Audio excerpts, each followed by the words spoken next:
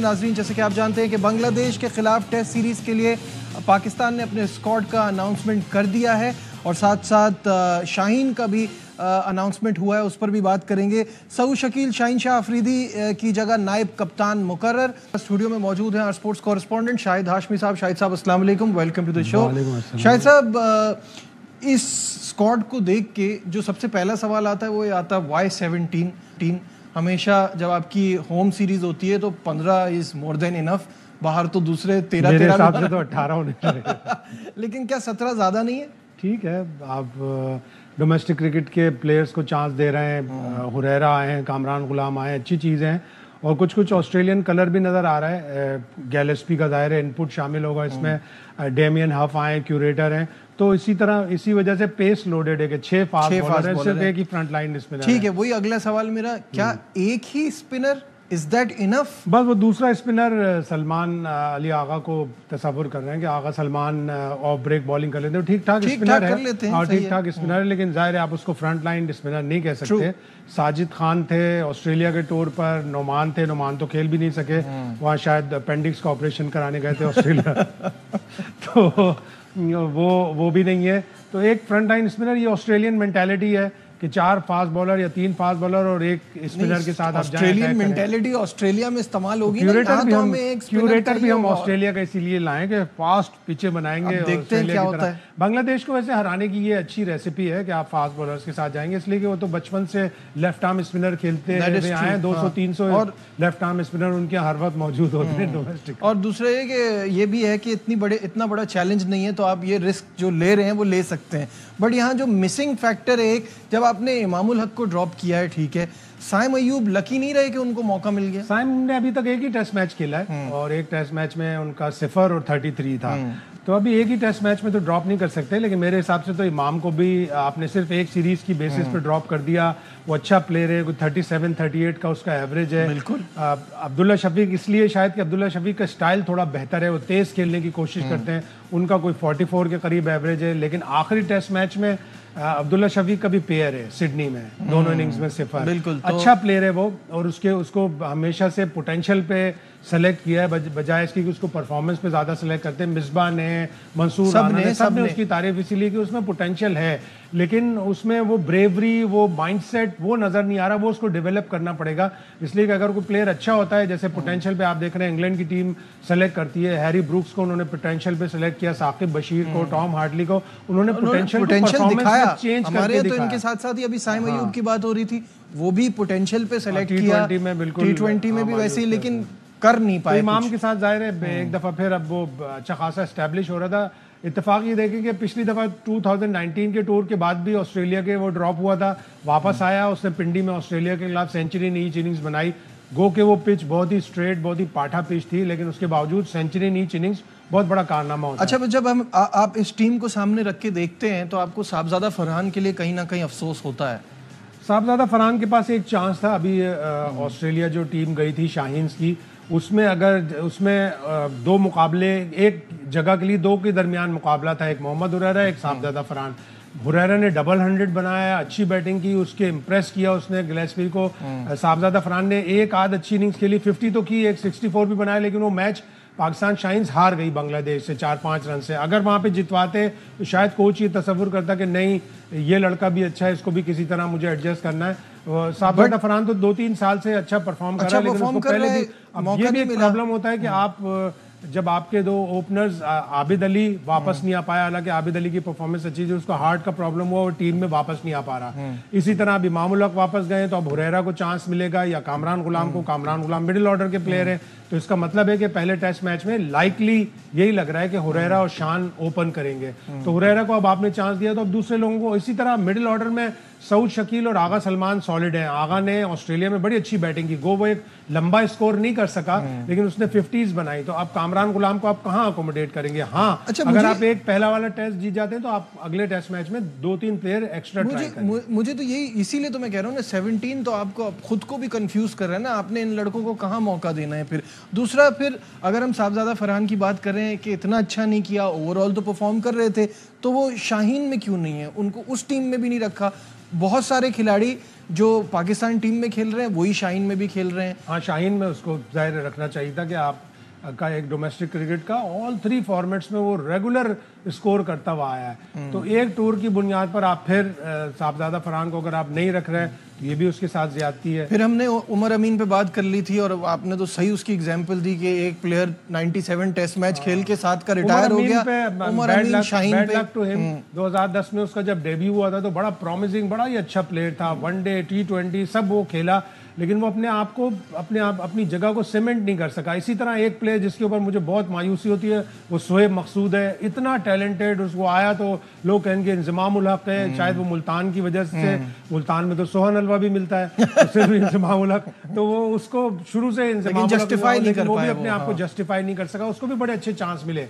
और इसी तरह उमर अमीन टैलेंटेड प्लेयर, एक वक्त तो था कि उसको कप्तान बनाने की बातें हो रही थी, बिल्कुल मुझे अच्छी तरह याद है। अच्छा, इस शाहीन की टीम में 7 बेग विकेट कीपर हैं, तो बहुत इस पे बात होगी और आगे भी होगी कि हसीबुल्लाह का क्या कसूर है, जबकि आई लाइक 7, मुझे पसंद है बहुत, मेरा स्कूल मेट भी है, मुझे लगता है अच्छा फ्यूचर है, लेकिन यहाँ हसीबुल्लाह का आपसे तो जूनियर हो गया। बहुत नहीं, बहुत से प्लेयरों के साथ ऐसा होता है कि एक टूर पे जाते हैं फिर अगले टूर से ड्रॉप हो जाते हैं, तो सिलेक्टर्स को ये भी देखना चाहिए कि एक प्लेयर को हमने एक टूर पे रखा है तो अभी उसको एक चांस और दें। एक टूर के बाद बाहर करना जरा नामुनासिब है। और आपके सामने जैक क्रॉली की मिसाल है कि जैक क्रॉली को बावजूद इसके कि इतनी तनकीद हुई, सब कुछ हुआ, लेकिन ब्रेंडन मैक्यूलम ने और उनकी सिलेक्शन कमेटी ने उसके ऊपर पूरा मौका दिया, बना दिया उसको। तौसीफ अहमद साहब ने हमें ज्वाइन किया, तो जानते हैं कि वो क्या सोच रहे हैं इन टीम्स के हवाले से। जी तौसीफ भाई। जी, शाहिद भाई ने काफी बातें की और शाहिद भाई ने कहा कि हाँ ठीक है, मगर अगर ऐसे ही था तो 17 है ना, आई थिंक जी प्लेयर हैं तो 18 भी हो सकते थे, एक और बनाते साहबजादा या कुछ को डाल देते फरहान पे, तो टीम ओवरऑल ठीक है, वही प्लेयर है, सारा कुछ है, बट ठीक है, चेंज करके देख रहे हैं कि क्या है क्या नहीं। बट आई थिंक मेरे साहब फरहान की जहाँ आपने बात की उसको मौका मिलना चाहिए था, ठीक है, वो वहां पर मिला जिस तरह वहां पे सबको मिला। अच्छा, एक परफॉर्मर है, यहाँ नहीं तो फिर वो शाहीन से भी हटा दिया, तो बिल्कुल ही मुझे लग रहा है एनालिस्ट के ऊपर सारा काम चला है पूरा, और ठीक है, परफॉर्मर भी है, उसका सारा कुछ है, और मेरे नजदीक संभाला गया है, जो प्रॉब्लम्स हुई हैं उनको संभालने की कोशिश की गई है, इसीलिए 2 विकेट कीपर भी आ गए हैं और शाहीन भी आ गए अंदर, तो ये चीजों को कोशिश की गई है कि वो जो इतनी चीज हो रही थी, सारे इतना कुछ हो रहा था, तो उसको संभालने की कोशिश की गई है। और अच्छा है, चलिए अच्छा है, संभल जाए तो बहुत अच्छी बात है, क्योंकि उस लिहाज से देखा जाए तो किसी को नाखुश करने की कोशिश नहीं की गई, सबको ही अंदर लेके आ गए। 1-2 की आपने बात की, वो अपनी जगह, वो भी हाँ, एक आध और 4 डे मैच होता तो शायद किसी और को भी चांस मिलता, बट उस तरफ अगर 7 बेग हैं तो फिर सरफराज क्या खेलेंगे या क्या करेंगे वो देखना है। फिर ये कि 2 विकेट कीपर तो मेरी समझ से बाहर है। इस पे मैं जरा शाहिद भाई से भी ये बात कर लूँ, तौसीफ भाई साथ ही रहिएगा। अब बहुत सारे लोगों का ना ये 2 विकेट कीपर का ऑब्जेक्शन जो है वो आता है, लेकिन कंकशन की वजह से आपको इमीडिएटली दूसरा विकेट कीपर, कोई भी प्रॉब्लम होती है, आपको भेजना पड़ता है, आपको पार्ट टाइम से टेस्ट मैच में नहीं जा सकते, तो अब ये 2 विकेट कीपर वाली बात होम सीरीज में तो आप बुला सकते हैं, आपको अभी भी लगता है ये? सरफराज के साथ भी, सरफराज ने अभी 1 साल पहले न्यूजीलैंड की सीरीज में वो प्लेयर ऑफ दिस सीरीज रहा था, तो आप एकदम से उसको नहीं हटा सकते। एक टेस्ट मैच उसका खराब गया ऑस्ट्रेलिया में, उसके बाद रिजवान आया, रिजवान ने अच्छी परफॉर्मेंस दी, तो ये कॉम्पिटिशन चलते रहना चाहिए। लेकिन सवाल असल में शाहीन के हवाले से हो रहा है कि शाहीन में सरफराज का क्या काम, अगर आपने 7 बेग को रखा है, कोई और यंगस्टर साथ रख लेते थे। कुछ प्लेयर जो टेस्ट टीम के हैं वो टेस्ट टीम के साथ साथ शाहीन में भी खेलें ताकि उनको थोड़ा सा प्रैक्टिस का एक मौका मिल जाए, तो वो ही रखा है। इसीलिए बांग्लादेश ने भी अपनी शाहीन में उनकी जो ए टीम है उसमें उन्होंने मुशफिकुर रहीम और मोमिनुल हक को रखा हुआ है, इसीलिए कि वो टेस्ट मैच से पहले थोड़ा पाकिस्तानी ग्राउंड पर प्रैक्टिस कर लेंगे, तो बुरा आइडिया नहीं है। लेकिन आपने जाहिर है हसीबुल्लाह को चांस दिया, वो गया टूर पर से और वापस आ गया, तो ये थोड़ी ज्यादती तो है। नहीं है, बिल्कुल सही है। तौसीफ भाई, स्पिनर के हवाले से क्या कहेंगे? एक ही स्पिनर के साथ पाकिस्तान टीम, बाकी सारे फास्ट बॉलर्स। ये पहले तो ये वाली भी थोड़ी सी बात मैं करूँ, देखें 7 बेग इसका मतलब बाहर बैठेंगे, अगर प्रैक्टिस कराने की बात तो 7 बेग बाहर बैठेंगे, तो मेरा ख्याल है अगर वो खेल लेते तो बुराई सर, देखिए जहाँ तक है यहाँ पे मैनेज किया गया है और जो है रिजवान नहीं बनते थे। सरफराज की एक आध इनिंग गई जरूर थी, लेकिन फर्स्ट चॉइस तो सरफराज ही होते टेस्ट क्रिकेट में। तो आई थिंक वो भी वहां पे भी संभाला गया है कि भाई जिसमें कुछ हो रहा था कि भाई चलो लो साथ ले, दो विकेट के बाद कभी भी बुला सकते हैं आप। ये जरूरी थोड़ी है कि पाकिस्तान में हो रही है, आप इंग्लैंड में गए, ऑस्ट्रेलिया में गए, वहां गए, आपने एक एक विकेट कीपर से आपने काम चलाया। तो आई थिंक ये सब मेरा ख्याल है कि उसको मैनेज करने की कोशिश की है और अच्छा है। चलिए मैनेज करने इस तरह हो जाए तो अच्छा है, सारा कुछ सही बेहतर हो जाए तो बहुत अच्छी बात है। लेकिन आपने स्पिनर्स की जो बात की है, पहले पीछे आई थी जब बांग्लादेश से उन्होंने फास्ट बॉलिंग पे उसको जो है फंसाया था, और 6 फास्ट बॉलर अभी भी आपने डाले जी साथ। तो स्पिनर को हटाने का मकसद दो आदमियों को जो निकाला गया है उसमें नुमान की तो परफॉर्मेंस थी, यस बिल्कुल। ऑस्ट्रेलिया में शायद ना अकेले भी नहीं, जो भी हुआ था भारत परफॉर्मेंस थी उनकी। पर वो एज फैक्टर का जो एक कहानियां चली हैं तो एज जी, तो फिर जो है वो शाहीन में जो आपने डाला हुआ है, जिसका भी आप जिक्र भी कर रहे थे कि उमर अमीन को किस प्रेशर ही कहूंगा, किस प्रेशर से लिया, मतलब मुझे नहीं समझ आ रही बात।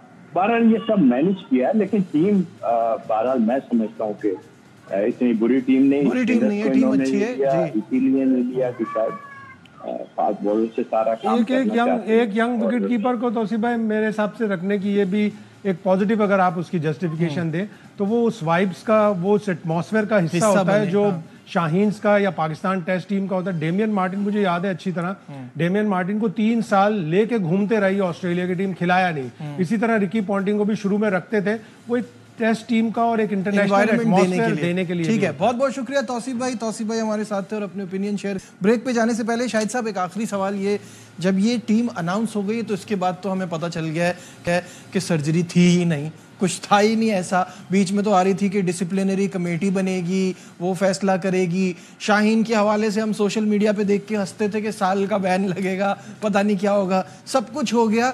इतना अच्छी तो मेरा ख्याल है कभी हम वर्ल्ड कप के सेमीफाइनल में पहुंचे होते तो इतना अच्छा सीन नहीं होता कि हर चीज दबा दी गई है और आगे बढ़ते जा रहे हैं। साबिक वजीर आजम चौधरी शुजात हुसैन का बड़ा मशहूर कौल है, मटी पाओ मटी पाओ, आगे बढ़ो। वर्ल्ड कप में पाकिस्तान की परफॉर्मेंस बुरी थी, लेकिन पूरी दुनिया में आप उसको बदनाम करेंगे कि जी इसको बैन कर दें, उसको बैन कर दें, उसको सैक कर दें, उसको ये कर दें। आप पॉजिटिव उसके साथ जाएं, ठीक है, आप परफॉर्मेंस आपकी बुरी रही, आप 2 मैच हारे, दोनों आप जीत सकते थे। अगर वो दोनों मैच जीत जाते तो फिर किसी सर्जरी की जरूरत नहीं थी। और फिर पास और फेल का फर्क शायद हमारे बड़े अखबार में बड़े रिपोर्टर ने खबर भी दी कि पीसीबी के जराये ये कह रहे हैं कि चेयरमैन साहब ने वहां सर्जरी का लफ्ज यूज नहीं किया था, ये मीडिया की इख्तिरा है सर्जरी का लफ्ज। और फिर पूरे मीडिया में तो पाकिस्तान क्रिकेट बोर्ड को चाहिए था कि ये एक प्रेस रिलीज निकाल देते कि नहीं, चेयरमैन साहब ने कभी भी सर्जरी का लफ्ज यूज नहीं किया। बात ये है कि चले था या नहीं था, पॉइंट ये है कि आने के बाद कोई सवाल तो पूछे जाते, कोई प्रेस कॉन्फ्रेंस होती, मेन चीज ये होनी चाहिए थी, पब्लिक को दिए जाते। पाकिस्तान के जो हालात है ना, इस वजह से लोग इतना इसके पीछे पड़े नहीं। अगर अच्छे हालात होते, मेन चीज ये होनी चाहिए थी कि जैसे युगांडा के कप्तान ने इस्तीफा दे दिया, इंग्लैंड के कोच को उन्होंने हटा दिया, हसरंगा बिल्कुल ने स्टेप असाइड कर दिया, कप्तानी छोड़ दी, एंजेलो मैथ्यूज ने माफी मांगी कि सिल्वरवुड छोड़ के चले गए श्रीलंकी कोचिंग, केन विलियमसन ने कप्तानी छोड़ दी। तो एक बाबर आजम से, एक गैरी कर्स्टन से एक छोटा सा स्टेटमेंट ही दिलवा देते हमारे साथ ये चीजें गलत हुई है। वो जो चीजें सामने आ रही है ना, वो एरोगेंस की तरह सामने आ रही है कि हमको फर्क नहीं पड़ता। वो इस तरह से एक आ रही है कि आपने छुपा दिया और आपने कारपेट के अंदर डाल दिया सारी चीजें, जी हो गया जी, मटी पाओ खत्म कर, और इसमें कामयाब भी हो गए ना, मूविंग ऑन। अब टेस्ट मैच है, पाकिस्तान अगर दोनों टेस्ट मैच जीत जाता है तो फिर वही वाह हो जाएगी। और अगर कोई अच्छी हल्की फुल्की टीम बुला के T20 की भी एक सीरीज रख लें ताकि जीत जाए तो, और एक वो बिल्कुल ऐसा ही है।